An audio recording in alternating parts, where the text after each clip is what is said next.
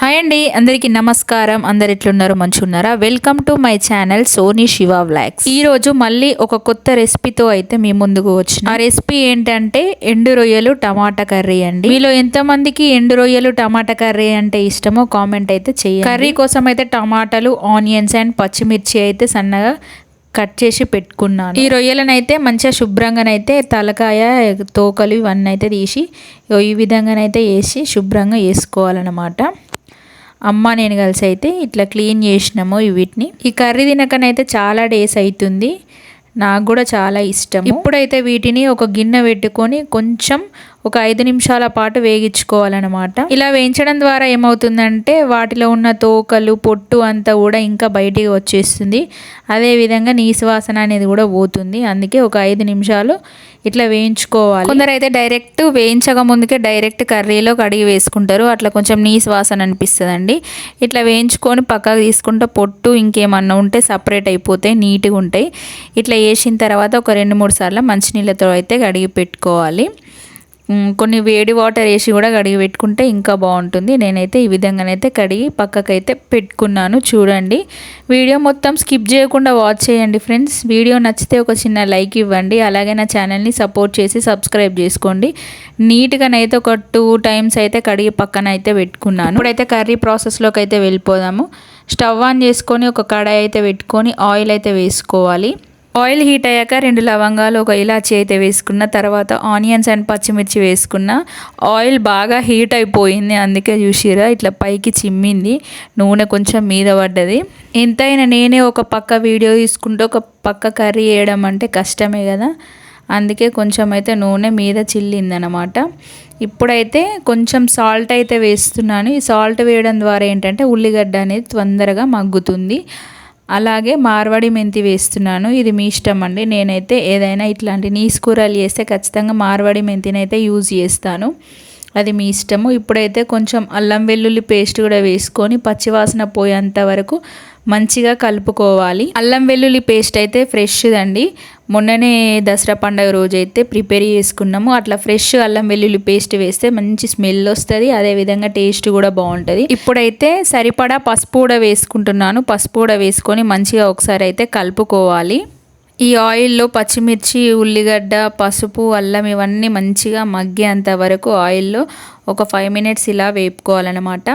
ఇలా వేగిన తర్వాత మనం శుభ్రం చేసుకున్నటువంటి రొయ్యలను అయితే దీంట్లో వేసుకోవాలి. కొందరు టమాటాలు వేసిన తర్వాత రొయ్యలను వేస్తారు, కానీ నాకైతే అట్లా ఇష్టం ఉండదు. ఫస్టే ఆయిల్లో ఫ్రై చేస్తా అన్నమాట.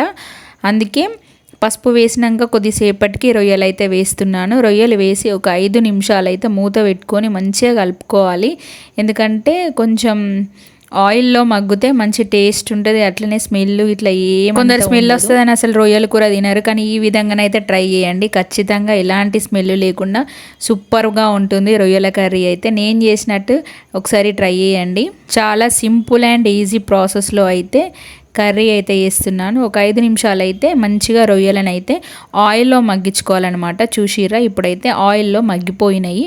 ఇప్పుడు టమాటాలు అయితే వేస్తున్నాను. చూసిరు కదా, ఆయిల్లో డీప్ ఫ్రై అయిపోయినాకనే రొయ్యలు. ఇప్పుడు టమాటా వేస్తున్నాను. టమాటా వేసి మంచిగా ఒకసారి కలుపుకోవాలి. కొందరు టమాటా రొయ్యలు వండుకుంటారు, కొందరు బీరకాయ రొయ్యలు వండుకుంటారు, కొందరు సోరకాయ వేసి వండుకుంటారు, వంకాయ వేసి వండుకుంటారు. వీటన్నింటిలోకి వెళ్ళనైతే నాకు టమాటా రొయ్యలు అంటేనే ఇష్టం అండి. కొంచెం దగ్గరికి కాకుండా గ్రేవీ వేస్తే ఇంకా బాగుంటుంది. చాలా బాగుంటుంది టేస్ట్ అయితే. మొత్తం టమాటా అంతా మగ్గిపోయే వరకు ఒక 5-10 నిమిషాల వరకు సిమ్ములో పెట్టుకొని మూత అయితే పెట్టుకోవాలి. మంచిగా ఉడుకుతుంది టమాటా. మంచిగా ఉడుకుతేనే టేస్ట్ అనేది బాగుంటుంది. నాకైతే మంచిగా ఇష్టం ఇట్లా చేసుకోవడం అంటే. నేను చేసే ప్రాసెస్లో మీరు కూడా ట్రై చేయండి. వీడియో మొత్తం స్కిప్ చేయకుండా చూడండి. ఓకేనా ఫ్రెండ్స్, సపోర్ట్ చేయండి. ఇప్పుడైతే దీంట్లోనూ సరిపడా కారప్పొడి అయితే వేసుకుంటున్నాను. చూసిరు కదా, టేస్ట్కి సరిపడా కారం అయితే వేస్తున్నాను. కొంచెం కారం ఎక్కువనే తింటామండి మేము, అందుకే కారం ఎక్కువనే వేసిన. అలాగే టేస్ట్కి సరిపడా సాల్ట్ కూడా యాడ్ చేస్తున్నాను. ఇలా కారం, ఉప్పు వేసి మంచిగా ఒకసారి అయితే మిక్స్ చేసి కలుపుకోవాలి. చూసిరా, వీడియోలో చూపిస్తున్నట్లు మీరు కూడా ట్రై చేయండి. ఇట్లా కలుపుకున్న తర్వాత కొన్ని వాటర్ అయితే యాడ్ చేస్తున్నాను. వాటర్లో కూడా ఇంకా మంచిగా టమాటా అనేది ఉడుకుతుంది. కొంచెం గ్రేవీగా ఉంటేనే నాకు ఇష్టము, అందుకే నేను ఈ విధంగా చేస్తున్నాను. ఫైనల్లో అయితే కొంచెం గరం మసాలా దంచి అప్పటికప్పుడైతే దంచి వేసుకుంటున్నాను. అదేవిధంగా కొంచెం ధనియాల పౌడర్ కూడా వేసుకున్నాను. చూసిరు కదా, ఇట్లా వేసుకున్నాక ఒక 5 మినిట్స్ అయితే మూత పెట్టుకొని ఉంచుకున్నాను, ఎందుకంటే మసాలా అంతా కూడా కూరకు మంచిగా పడుతుంది. ఫైనల్గా కొంచెమే కొత్తిమీర ఉండేయండి, కొంచెమే కొత్తిమీర అయితే వేస్తున్నాను. చూసిరు కదా, కర్రీ అయితే సూపర్ టేస్ట్ ఉంది, తింటే మాత్రం అదుర్స్ సూపర్ ఉంది. సింపుల్ అండ్ ఈజీ ప్రాసెస్లో టమాటా ఎండు రొయ్యల కర్రీ అయితే రెడీ అయిపోయింది. మసాలా కొత్తిమీర వేసినాక ఒక్క 2 నిమిషాలు అయితే మూత పెట్టుకొని పక్కకు పెట్టుకున్నా. చూసిరు కదా, కొంచెం దగ్గరకు వచ్చేసింది. టేస్ట్ మాత్రం సూపర్గా ఉంది, స్పైసీగా చాలా బాగుంది.